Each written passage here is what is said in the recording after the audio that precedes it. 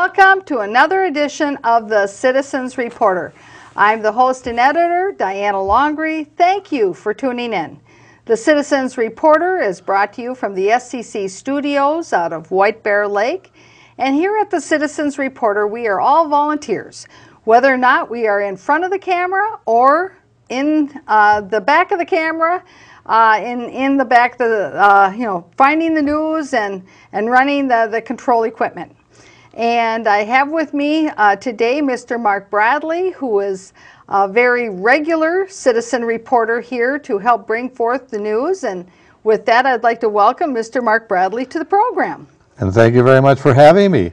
And I have to say, we have to change the introduction. It's no longer just a citizens reporter. It is the award-winning Citizens Reporter, because here is the award that you received, Diane. Yeah, that's right. Well, and of course, we've been meaning to bring this award out to show it to our viewers that here at the SCC studios, they do take a look at the programs that are being put on the air.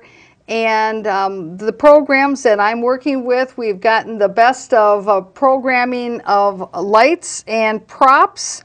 And, well, all around lighting excellence. So, sometimes I hear from folks, they say, oh, your sets, you look like you have a lot of, it's like it's right in somebody's living room. Well, you're right. We take care to try to make it look homey, like you are coming into our living room just as we are coming into yours. And I will have to tell you that a lot of the ideas that go into the set here at the Citizen Reporter, of course, are the work of Mr. Mark Bradley, because he actually has an eye for looking at these kinds of things and how to put the set together and make it look something appealing to your eyes so you'll want to stay and hear what we have to say, as well as look at what's going on at the set. And you'll notice a slight little change at this present time because by the time you're seeing this, it'll be right around Thanksgiving, and you'll be seeing Santa Claus come down the lane, as it were. And if we're going to have that, I think we have to have a little holiday cheer as well. That's right, exactly. And so we have a lot of fun here on the Citizens Reporter. So even though we talk about some of the news that's going on, we highlight some of the public officials and what they're up to, and all these things, in the end, we're really all just having a lot of fun. And we invite you to come and join us and have fun also, because you may say to yourself, well, I'd like to get involved, but I don't know that I want to be in front of the camera, but maybe I'd like to learn how to work those controls. Maybe I'd like to, take a camera out into the field and take some photos. We've had citizens who have done that. And of course, we put their photographs and their film footage here on the Citizens Reporter so that way we can share what's going on in their neighborhood. And it's just a great opportunity of being able to get involved with what's happening in your neck of the woods, so to speak. And the Citizens Reporter does go out to not only the viewing area of the SCC studios, but we do have a time slot as well in the Inver Grove Heights area. So anybody down in the Inver Grove Heights, Mendota Heights, West St. Paul, South St. Paul, well, we want to talk about your issues as well. So maybe, you're looking for an avenue, a way to get that information out. This is a place that you can do that. We invite you to do that. And of course, we also have a time slot in St. Paul, and we're always looking for things going on in St. Paul to bring here to the Citizens Reporter, because in the end, we are all connected. And whether or not, if you're looking at good things going on or not so good things going on, it really affects all of us, because whether or not we're in different cities, those issues know no boundaries, and doesn't really pay much attention to whether or not if you're in Maplewood, St. Paul, Inver Grove Heights, or wherever you are. Public policy is public policy. Crime is crime. Good deeds are good deeds. And so in the end, we want to talk about it and how it affects everybody. And we're all taxpayers, so we got to look at the point that being a taxpayer, What matters to you is what's going to come out of your pocket and what they're going to do tomorrow. Exactly. And we do, one of the things that we do here at the Citizens Reporter is that while we don't have our own specific Facebook page yet, you can, of course, always get a hold of us by finding me on Facebook because I am there. So we have gotten some contacts from viewers through Facebook, so I encourage you to contact me that way if you have information for the Citizens Reporter. And also, Mr. Bradley and myself, we're in the phone book. Neither one of us have unlisted phone numbers. So again, if you'd like to get a hold of us in person, and well, you just don't have the internet, that's okay. We've got phones. We want to hear from you. So anyway, I guess that's enough of letting folks know who the Citizens Reporter is, and that, well, we're going to be going into our 4th year here shortly. Imagine that already.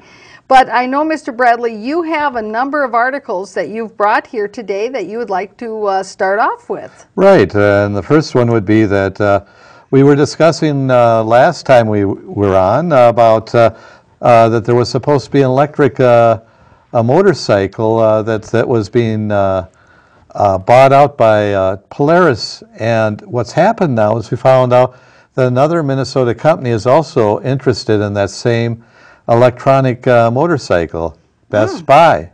There's talk that they may even be considering marketing it. It's part of a story, again, this one was in November 3rd's business section for this Tribune. Oh, really? Okay.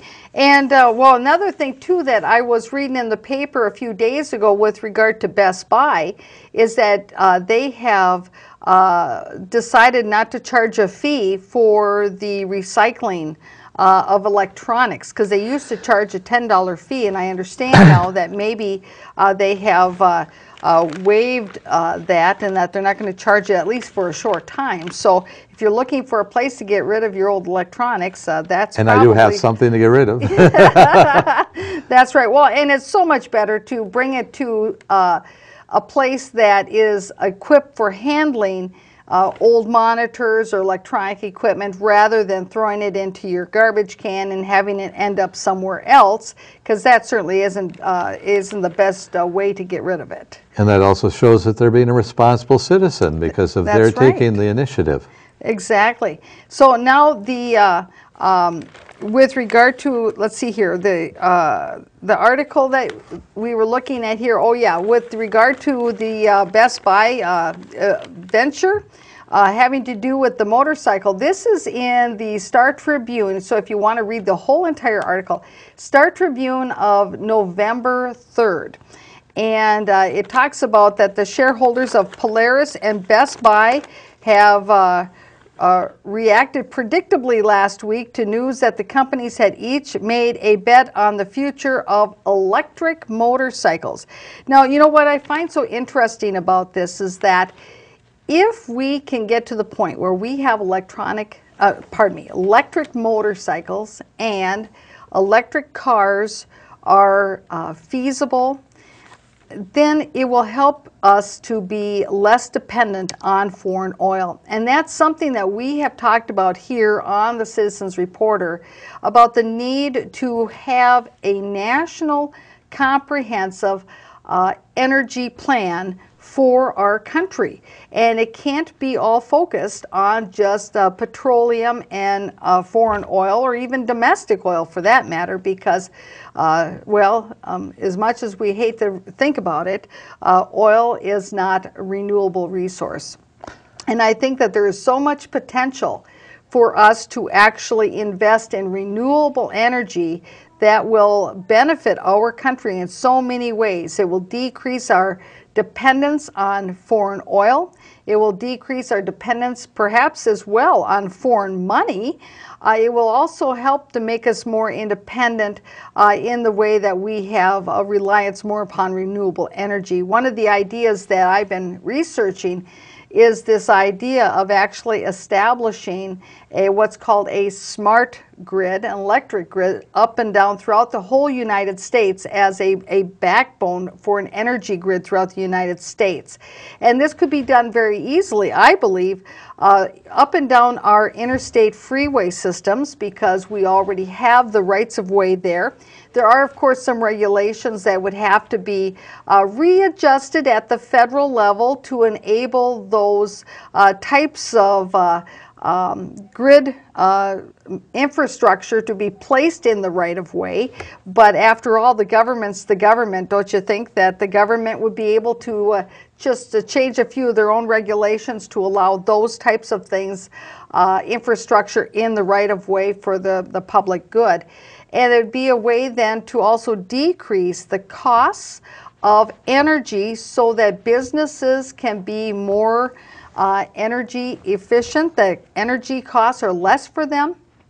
And then they may, as we've been talking about here on Citizens Reporter, maybe that might be a reason for them to stay here in the United States and keep their jobs here.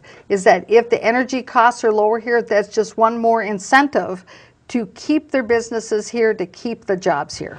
And I was just watching a TV show on Channel 2 again. I seem to do a lot of public TV lately and talk about it, but I think that what surprises me is that so much of it brings out information we otherwise will not get. Mm-hmm. And they were talking about it, I believe it's North Carolina, and they were saying that what they've done there is they've taken their gambling monies, and they've taken a large proportion of it and invested it into developing new technologies. So what's happening is they're finding now that a lot of companies are relocating. I think they said that they named a couple of different companies. A car company is already there. A bus company has just relocated to there. And they are now getting a couple of other companies that are manufacturing in that area. So it is jobs are coming back, and I think that's something maybe if we're talking about throwing money around, rather than throwing it at a stadium like we are right now, or even if we're talking about lotteries or gambling casinos, the money should really go to trying to bring back the jobs to this area. And I think the best thing we could do is show that we are strongly in behind the new technologies that are there, so that the companies will come. Because of the one thing that struck me the most about the show was that they were discussing how these businesses had relocated, did there intentionally because they knew the technologies and the advancements were going to come out of this area, because they are spending millions of dollars, not thousands or hundreds of dollars, but millions of dollars in gambling revenues that otherwise were going to other things. I know that the boundary waters are great, but if we took 5%, that would cover a lot of the buying. We're looking at what's really going on. I think that maybe this is where we should be asking our governor and our state senators and legislators to go in and make a decision to back our schools in the one way they can.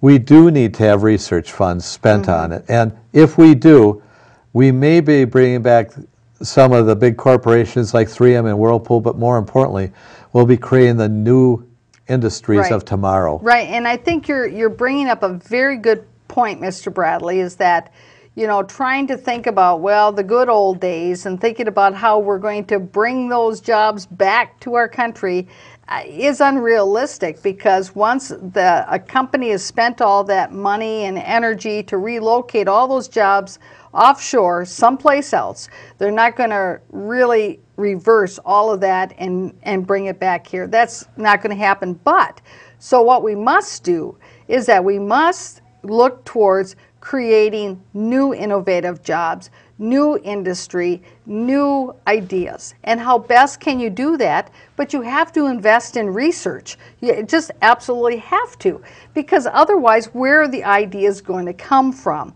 And you need to develop that whatever that new technology might be.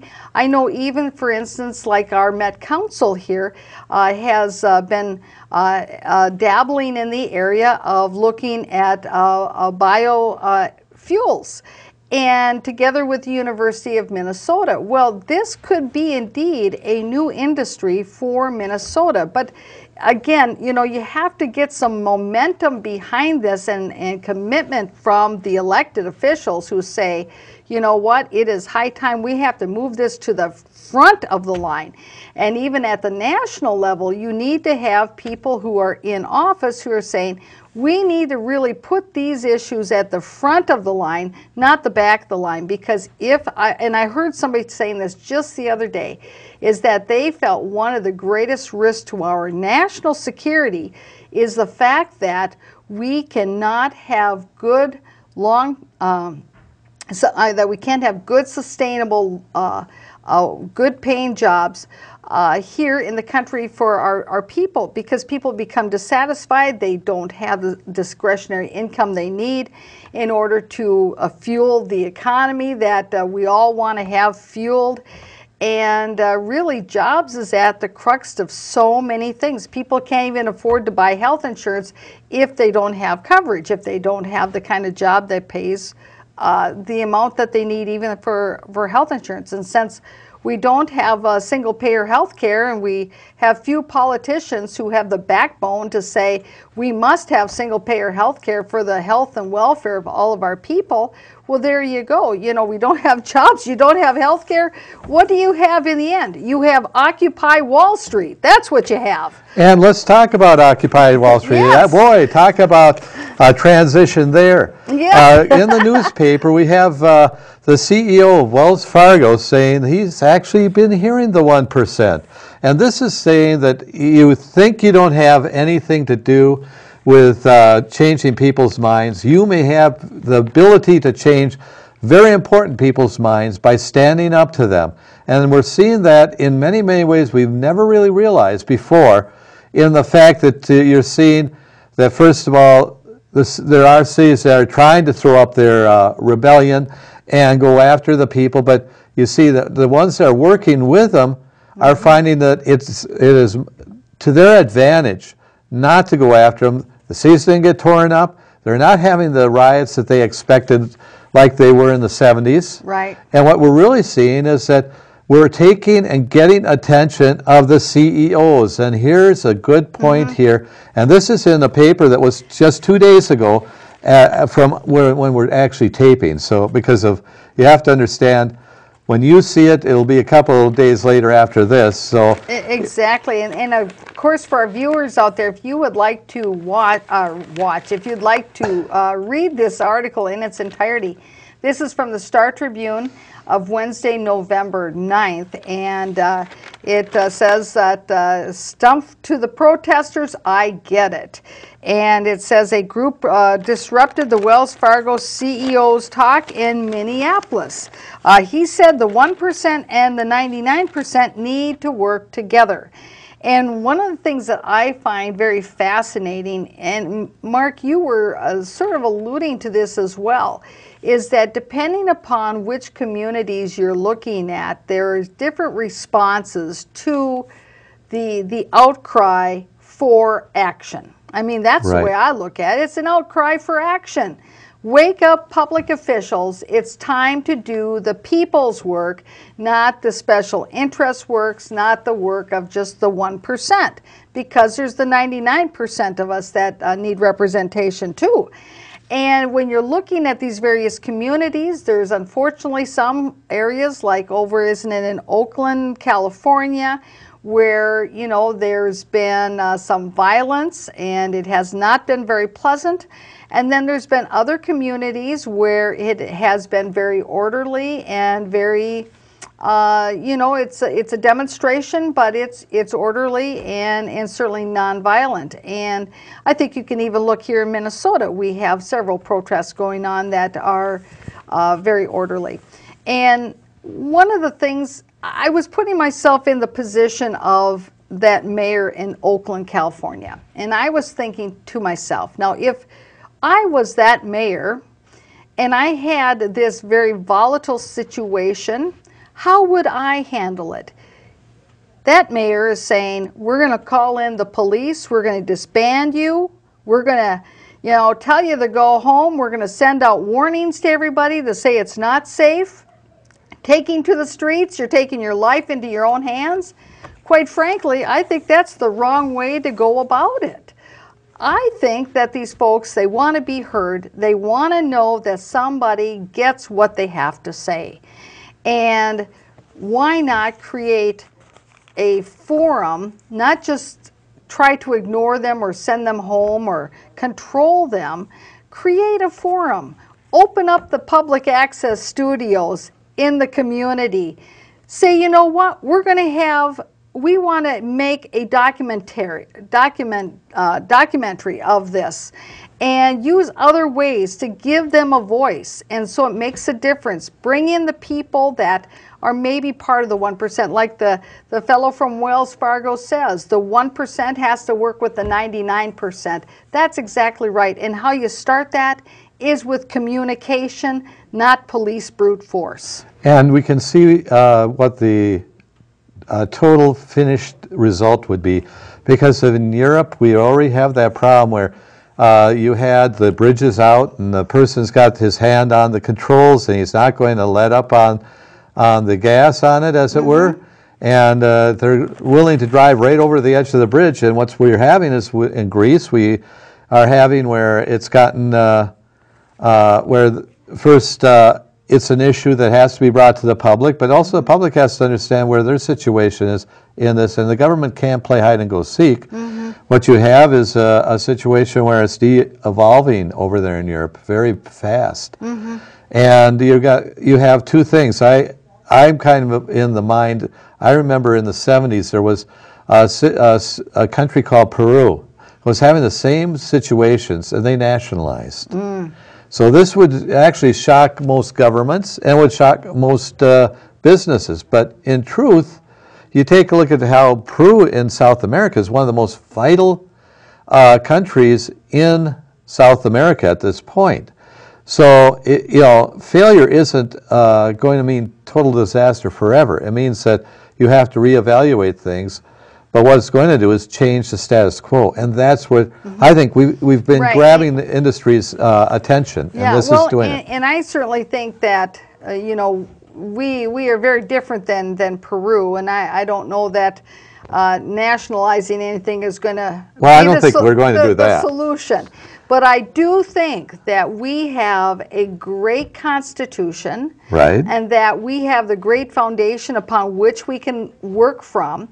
And that really the elected officials have to honor the Constitution just as much as they demand that the citizens, the 99%, honor the Constitution. I guess what I was trying to aim at was the 1% to wake them up right now, that the Peru is your final entity on this thing. Just like in Greece right now, the people are going to be there. If a government stays, if the country stays, no matter what the UN does as far as cutting back on stuff, Greece is going to be there. And the question is, what's going to happen to all the debts and all the liabilities the 1% is owed?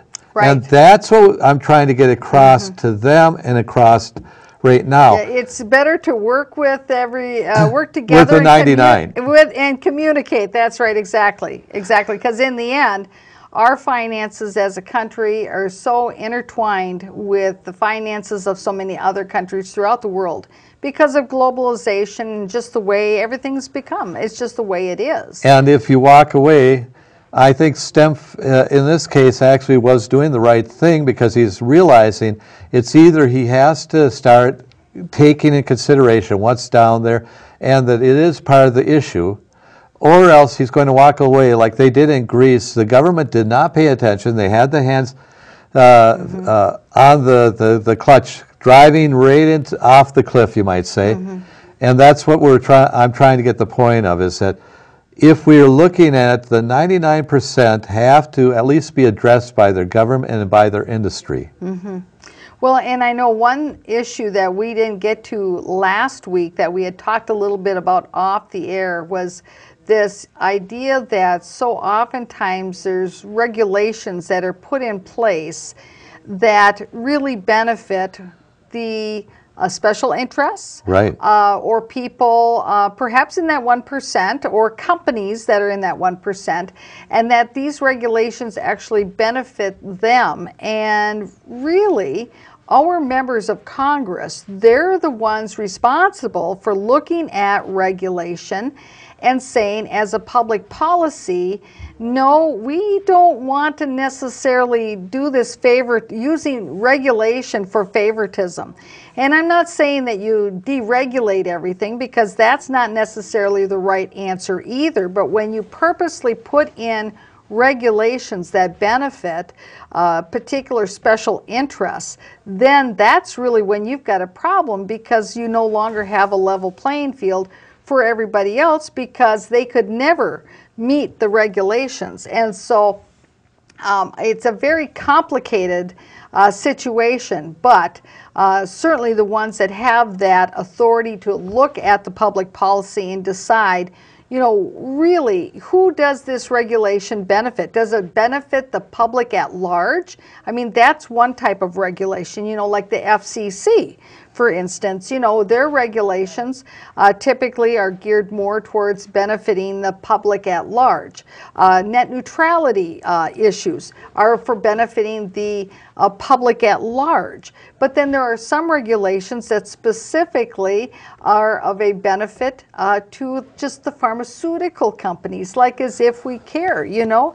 I mean, and then there's some regulations that protect the public from different other things. So, you know, medications or whatever for testing and stuff. So I think Congress needs to look at, well, what is the ultimate purpose of a regulation? And if it's for the public good, then it's probably a regulation that has a legitimate public policy function in the long term. But if it's something that's very limited in scope, and it's some kind of loophole or something that only benefits a small specific special interest group, maybe they need to take a look at it. Maybe it's a tax code they need to take a look at and close that loophole and say, you know what, the time has come and gone for that. And then we had just an election over here where we were looking at special interest gain. Yeah.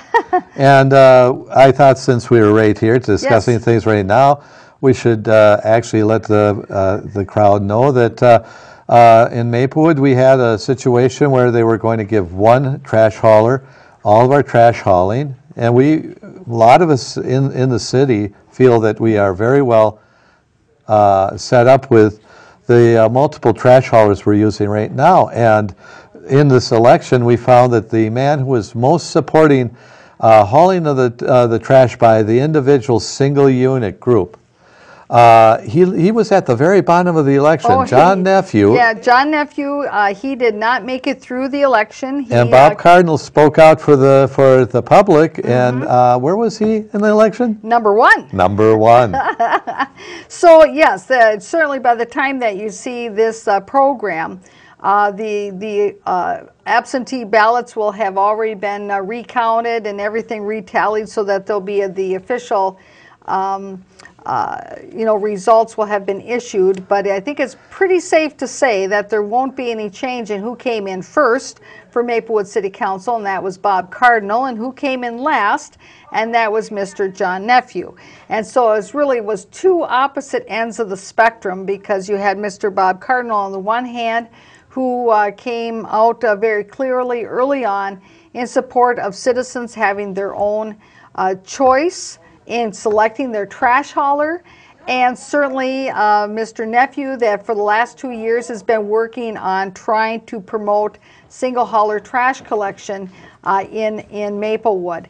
And so there you go, that's how that all worked out. And then of course it does appear that Marv Copen came in second, and close behind him was Rebecca Cave. And so at this showing of this show, I don't believe that there's going to be any recount or anything like that. So I think it's most likely going to be that Marv Copen is in the number 2 slot and will be also a city council member starting again then next year, 2012. We'll see what the city council now is going to do with a very strong and emphatic statement. The three that are left, if they want to go ahead at this point. I think it's a very insulting and very wrong effort at this point for them to be making anything other than saying, hey, maybe this is an issue we should just drop and forget. But they haven't had the ability to reason logically that it hasn't made any sense to do it up until now. So I got a feeling we're going to see them try to push this through before they can seat Bob. Right. Well, what I would really like to see, and of course Marv Copen is currently on the city council right this minute, and he has claimed that he supports people being able to have the right to choose their own trash hauler. And what I would like to see him do between now and whenever the next vote comes up before the end of the year on this issue of single hauler trash collection is I would like to see Marv Copen make a motion to table the action until after the new year. And so I put a call out there to Marv Copen because it's in his hands. He can do this. He can make a motion to table this matter until the beginning of next year when the new council takes office. And then we'll see who on the council has the fortitude to second his motion and to be able to stand up and say, you know what, we understand what the citizens said, we hear what they have to say, and we're going to back them. Or if we'll see that they'll try to get it pushed through because they know they have control of the council offices, because remember, in 2 years they have another election coming up. This one would really sway a lot of people at that point. Absolutely. I just hope that the council's gotten the message and doesn't try to make it a moot point, because even if it's moot, it's going to be something that's very derogatory.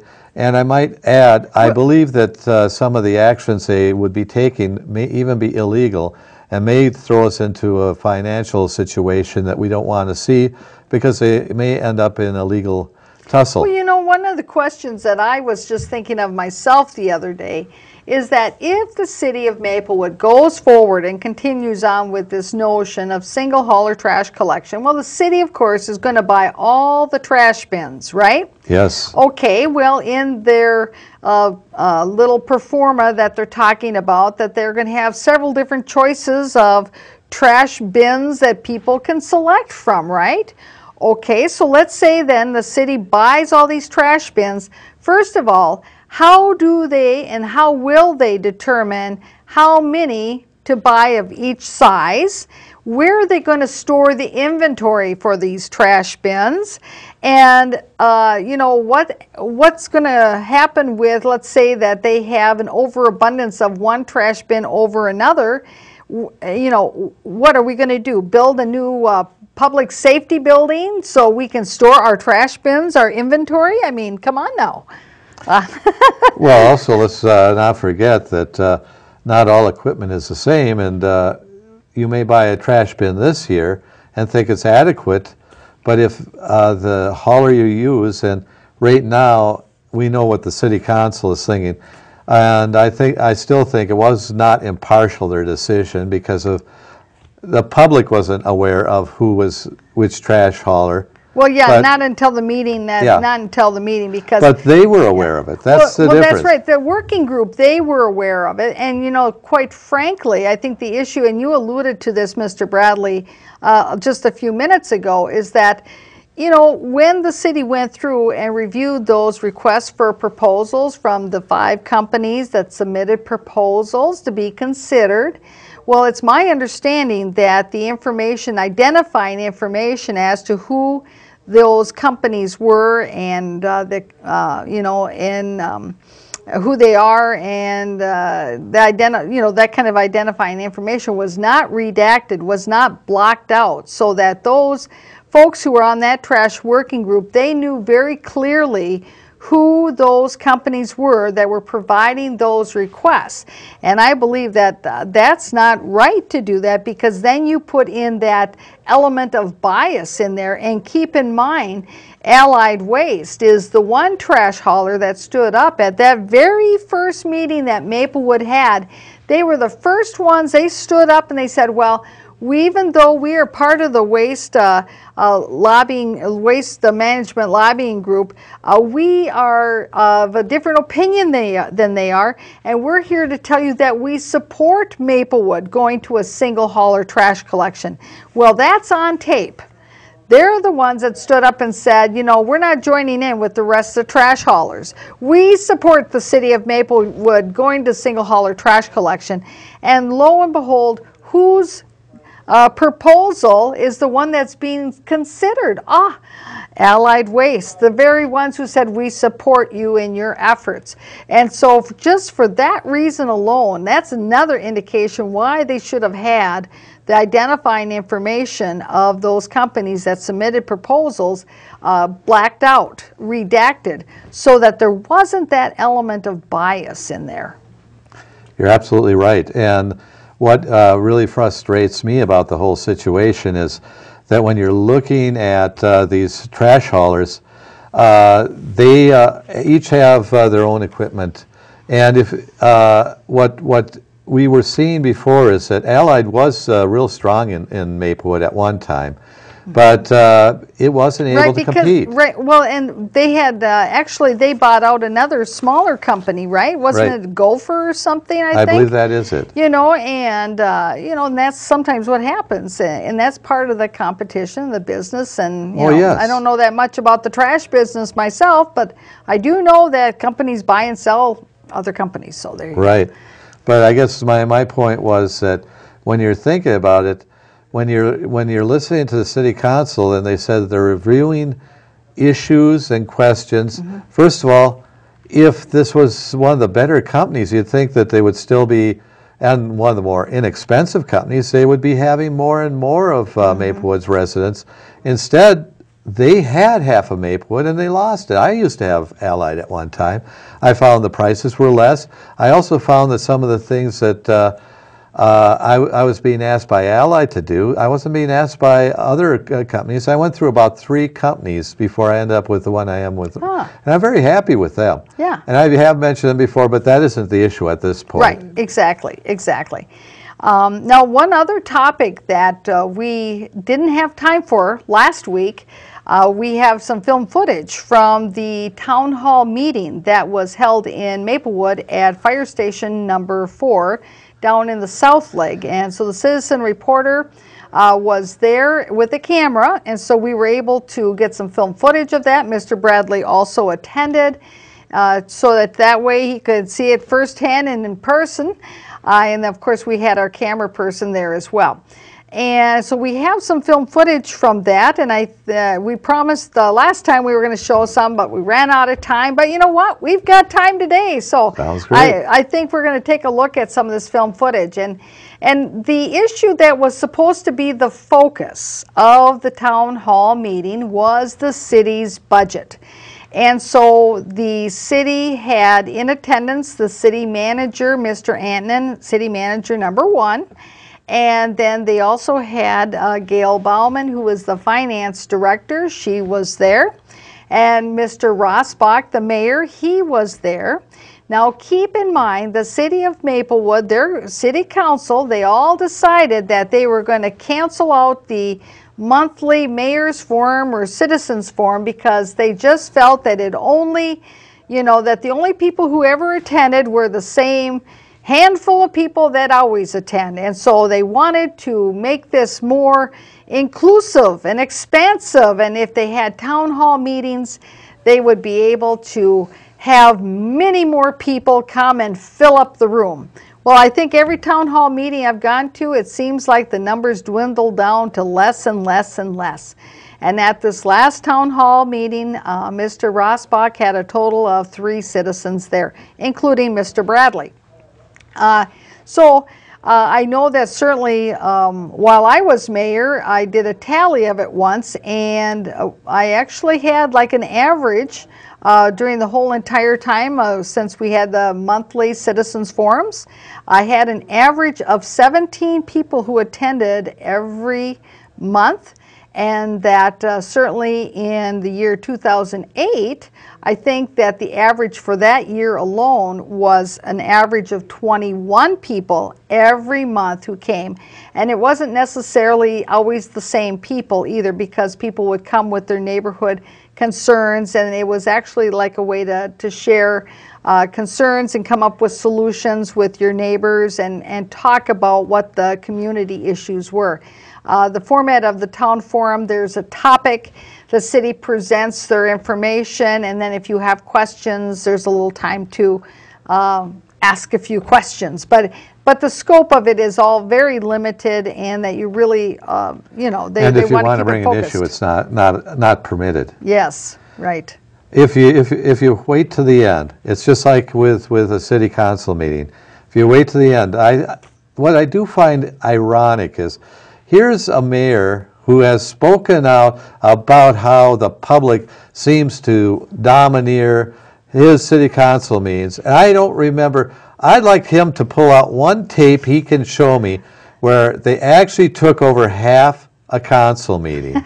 You know, tape. You make a really good point, because there is that claim that citizens, that the reason they had to move at the city council meetings, had to move visitor presentations to the end of the meetings, is because the meetings were being domineered and dominated by the citizens. Well, heaven forbid. But you're exactly right. I'd like to see the tape of one of those council meetings where the citizens took over the meeting and the council wasn't able to carry on. They didn't get any of their business done, and they actually spent about 4 hours. That's the way he kept trying to split. You know, it's like saying, "I've got a car that'll get 155 miles per gallon, 155 miles per gallon." So, believe me, and I feel like it's the old "get smart." Would you believe it's not 155 miles? It's 105 miles. Would you believe it's not 105 miles? Maybe it's 75. And we're getting down to when it's, would you believe it's 15 miles if it's downhill? Yes, that's right, exactly.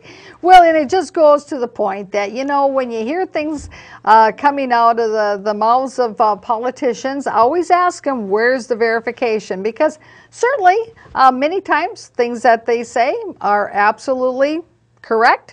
On the other hand, sometimes they're a little skewed. So I always ask for that verification. But we do have that film footage, so let's take a look at, they're just going to bring something up, and then we'll talk about it. So let's take a look. My pictures? No, Carolyn Peterson's. Yeah, and so, Shar Chuck Uyghur, and that with her fish. yeah. Anyway, she wanted to know, why can't we have these forums at the Gladstone City Hall so it'd be more centrally located for people? Gladstone City Hall. What Gladstone? Not Gladstone, I'm sorry, Maplewood City Hall. Well, we do. We just try to spread them around the city. Yeah, I know, but she said why couldn't, because she couldn't make it down here. Yeah. She just asked me to ask you. Okay, well, I think the logic is that we try to go to different areas of the city so that it's easier for people from down here to be able But to how come. many people from down here are coming to the meeting? You know, we don't have control of that. All we have control over is providing the opportunity. I noticed it wasn't listed on the city docket. I tried to find it when I went to your... Actually, it's listed on the main page. Yeah. I found it in the St. Paul newspaper. Yeah. That's where I got it off of our mailing, the city mail. Yeah, it was in the monthly. Yeah. It's on the website. At least currently, it's right on the front page. It's been in the Lily 2 or 3 times. But I just tried to refer to it. I didn't look at the front page. I went straight to... So, there you go. Because there's only 3 people there, it's the citizens' fault. Yep. But, you know, the one thing I tried to make clear to Mr. Rossbach was, as a citizen, I read about, it said it's a town hall meeting.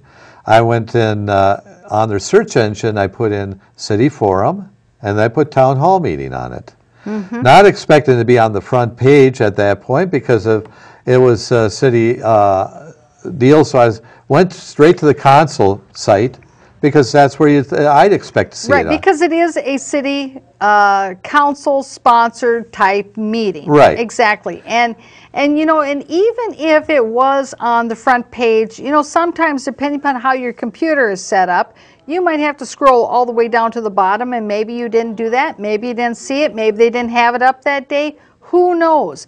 But the point is that the search engine should have been able to pick up the words town hall. Exactly. And those are the key words. That's what they call the meeting now. They call it a town hall meeting, a town hall forum. And if you use those search words of town hall, it should have, as a search engine, searching that website, have come up with it to be able to direct it to you. And that, of course, goes back to user-friendly tools. Yes. That's right, exactly. And we have talked about transparency before on the Citizens Reporter and how important it is.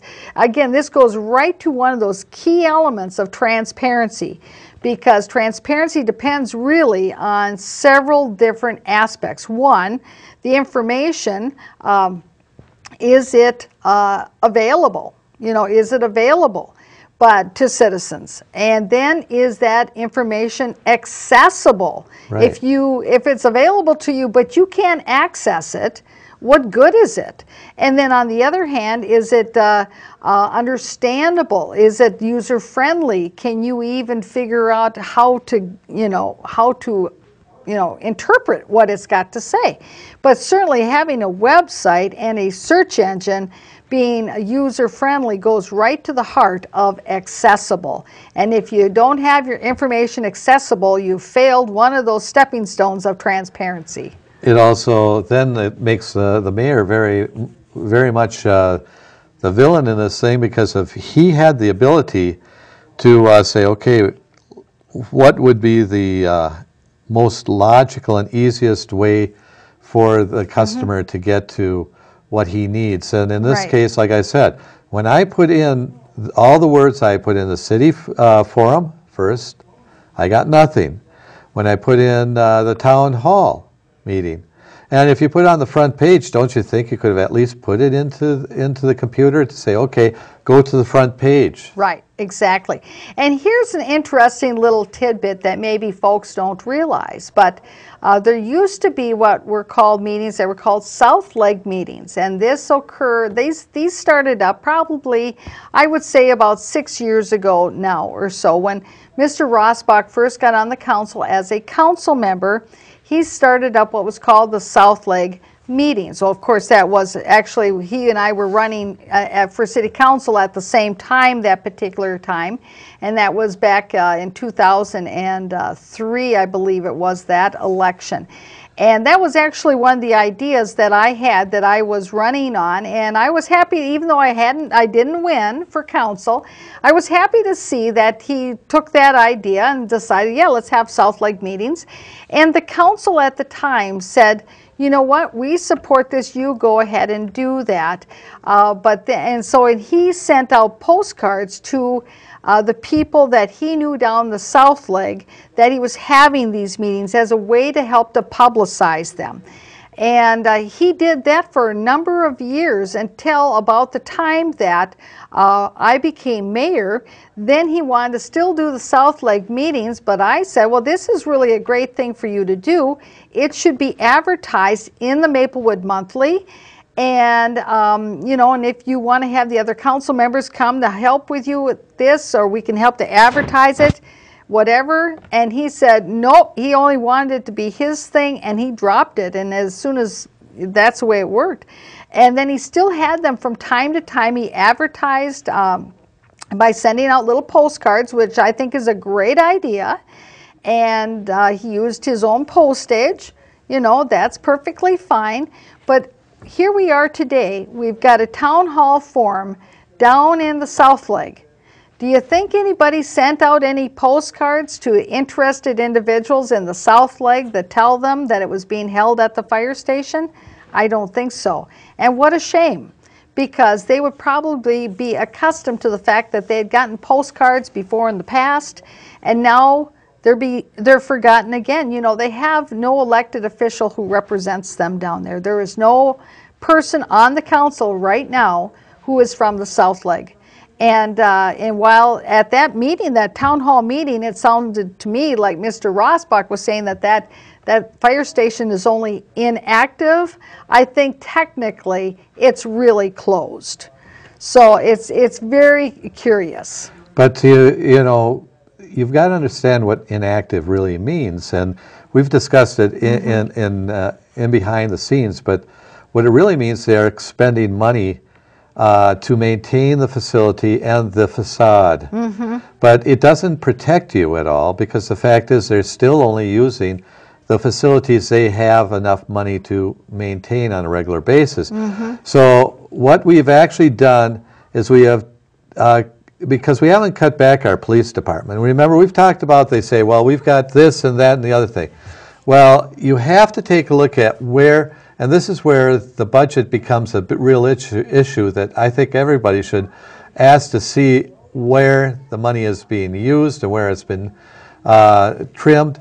I think you'll find the one place that's been trimmed the most is in the fire department, because they went from volunteers who had a voice and would speak up to full-time employed firemen, but in so doing, they had no vestation. And because there is no base to work from, because it's a whole new world at that point, the people that are in there know they're at risk of losing their jobs, so they're not going to speak out about how they're being pushed around. At the same time, you're seeing that your security is being dropped to a very perilous level, because the fact is you do not have any way of regulating how much has been taken away from the budget in that area. So what we have is some budgets that are say fat and pretty, and I hate to say this because I'll offend. Like Public Works, perhaps. Right. And the police may think I'm taking them on, and it's not you that I'm taking on. What I'm taking on is the whole city, and also pointing out how many more administrators and in the office section do we have now than we had then. And certainly one of the things that this particular council did over the last year and a half is that they did not say no when the city manager and the top administrators are saying, well, we need an assistant police chief. We need an assistant fire chief. Well, we've closed 40% of our fire stations. Okay, so what do we need an assistant fire chief for? Okay, we don't have a dispatch center here in Maplewood anymore. What do we need an assistant police chief for? Originally, and this is well documented, the reason that we had and needed an assistant police chief before in the past is because Maplewood had their own 911 call center for dispatching. And it is on record and is part of the documents that a great portion, if not around 70 or more % of the assistant police chief's time was managing that call center and working with those types of issues. When that was sent over to Ramsey County, which was in 2005, and the dispatchers all went over to Ramsey County, which was, that decision was made back in 2005. That was before I was ever mayor. I never had anything to do with those 11 dispatchers all moving over to to Ramsey County. And yet, it's so funny, Mr. Rosbach, when he's counting up how many people have left Maplewood over a few years, he counts those dispatchers. Isn't that funny? And yet he's the one who made the vote and voted to send the dispatching over to Ramsey County and to send them there. Right. And yet he wants to count them and say, ooh, So it's really kind of funny. But see, so now here we are. We don't have dispatching anymore. We have less, over the last couple of years, because of attrition, they haven't filled in some of the vacancies on the police force. And so there's less people, working in the police force. And yet we have to hire an assistant police chief. And the lady that was speaking there, she made an astute observation. I don't know if we could get that on tape right now, but I'll just reiterate what she had asked. She had asked about these satellite stations for the police department, something I've been a major supporter of. And in St. Paul, they function absolutely wonderful. And to be honest with you, she made even a better observation that if we're going to have the fire department down there, it would be great to have the police down there in the same location. Well, I'm getting the answer from our mayor and our illustrious leader of the city there, our city manager, that we can't do that because we found that we have to have everybody meet at City Hall every day. And yet, you know what? We have folks up at City Hall who on certain days work from home. Right. Because they have the computer, they have the internet, they have the telephone. So, if there's certain folks at City Hall who can indeed work from home as part of their schedule, I'm wondering, with all that technology, and I know that our police officers' cars have the computers in them and they have that internet access, the wireless, you know what? They could certainly be operating from the fire stations, and those fire stations also are tied into the communications network with City Hall. I know they are. But see, they don't have lockers. Oh, man. And that was the answer. That was the final answer. It wasn't high technology. It wasn't that you need a big area to have a meeting to discuss the issues of the day. Uh-huh. It was lockers. Oh, I see. Oh, but that's the reason why they have to build the addition onto the police station is because they need to expand their locker area. They take 70% of the City Hall. Oh, that's right. And think about how easy that would be to go ahead and simply put some lockers in those fire stations. You know what? I bet you they have some locker area already, wouldn't you think? I thought they had lockers for each of the firemen, but maybe it's the same type of locker you need for a policeman. That's right. That's right. They usually have those lockers that you have like at schools for firemen because of. And you want to have one of those grid type ones so you can look into it like they have in the police departments on TV. They do have the grid type in the fire stations. If you go in there, that's exactly the kind that they have, are the ones that they're grids. And they're kind of open so that way you're... Get ventilated. They're ventilated and your clothing, your uniform can...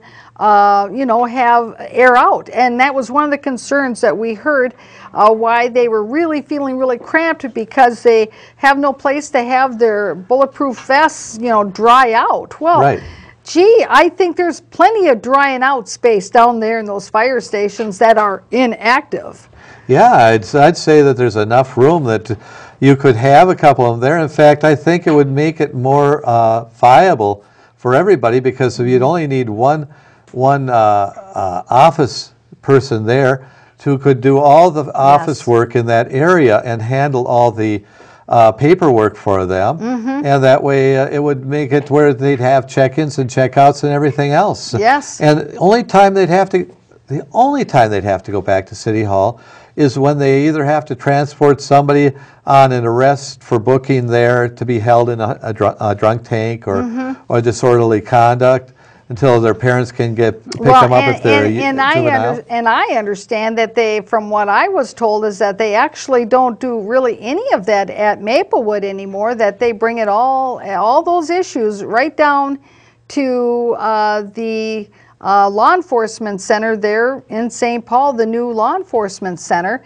And I've even had a few clients where the city police picked them up on warrants, and they didn't bring them down to City Hall and to the or the police station there at City Hall. They just brought them right straight on down to the law enforcement center, Ramsey County, down to the detention center. And I've had several clients where that's been the case. And, quite frankly, it's confusing to me because the mayor did allude to the fact that he probably would need a couple more jail cells. I don't know, maybe that's for SACO time. I don't know. I think maybe those cells are for political prisoners. Maybe that's it. Oh my gosh, that's right. Oh no, that's tongue-in-cheek, of course. He never Right. said that was for political prisoners. Although I'm sure that there's a couple folks up there like to put me in one of those cells. But that's a different story. Let's see here. Now we have a little bit more time. You know, we probably can show one more little bit of a clip from the town hall forum. There was a discussion about the budget, of course, and it was kind of ironic that there were several times that the finance director was asked questions and she was kind of like, well, let's see here, I guess I don't really quite know how that works, or I don't remember, or whatever. And I guess that could happen to anybody, but when that's the only work you do all day long is the Maplewood budget and the Maplewood finances, it should be just right there on the tip of your tongue. So let's take a look here at this next film footage. And Why is Maplewood requesting $2 million in state bonds for Tubman? Why isn't Tubman requesting It's a pass-through bonding thing, and so there has to be a government agency involved in that. But it doesn't, I mean, if that all happens, it doesn't affect us in any way. They just need to have a government agency make the request. Because the thing is, when they had all these meetings for the neighbors, Yeah. both Tubman and Common Bond told us this will not cost anybody anything. They were going to take care of it all. Now they're asking for $2 million. That's what I'm just wondering. Well, so they're asking for that money from the state, but that's no different than their normal operation. I know, but why did they tell us it wasn't going to cost anything? They were going to take care of it. I think that they were probably referring to the fact that they're moving into the city wasn't going to cost city residents anything. But don't we pay taxes where the grants come from too? Yes, but so you're referring to a statement that was made as they... So I guess that's it for the Citizens Reporter. I want to thank you very much for tuning in to this episode. And thank you, Mr. Bradley. Thank you for having me. And remember, if you have an issue or a problem, or you just want to say something important, like you have a new member coming into your family, we'll announce it on here. Yes, very good. Excellent. Well, anyway, we'll see you again next week. Bye-bye.